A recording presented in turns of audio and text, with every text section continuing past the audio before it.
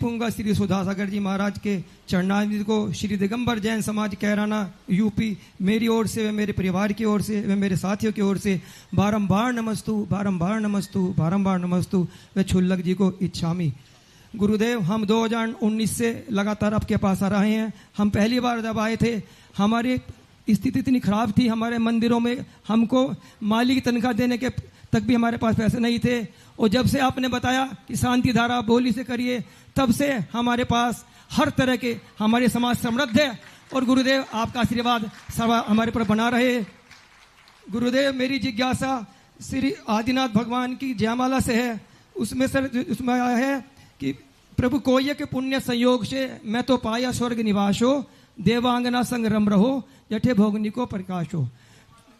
आदिनाथ भगवान की जयमाला से गुरुदेव, मेरी शंका यहाँ पर यह है कि जिसने ब्रह्मचर्य व्रत लिया है उसको यह पढ़ने में दोष नहीं लगेगा या नहीं लगेगा? क्योंकि ऐसा आता है कि पूरा भोग ने चिंते हुए आगे मांछा नहीं। हाँ, तो चिंते यानी उसको प्राप्त करने के लिए चिंतना, यहाँ स्वरूप पढ़ने के लिए है। आज ही सर्वार सिद्धि पढ़ रहा था, स्वाध्याय में चल रही है, तो उसमें एक बहुत अच्छी बात है। वहाँ पंच पापों का चिंतन करने को कहा।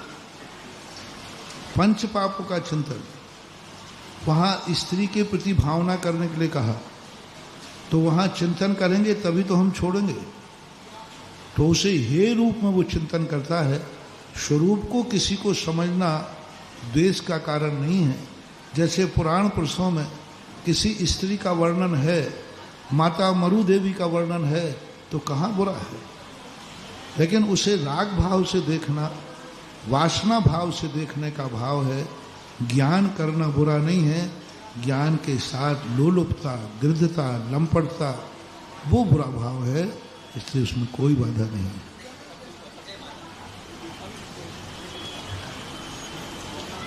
प्रभु कोय के पुण्य संयोग जुसु, मैं तो पायो स्वर्ग निवास हो, देवांगना सग रमि रहो, उठे भोगन को प्रकाश हो। निंदा कर रहा है वो।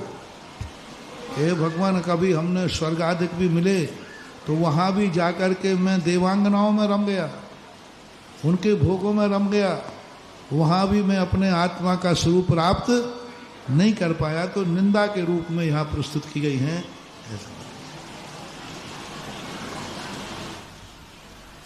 हाँ, आगे बोलो। आनंद जी गांधी, चंद्र प्रभु, जेनाले बगीचा मंदिर। और अगली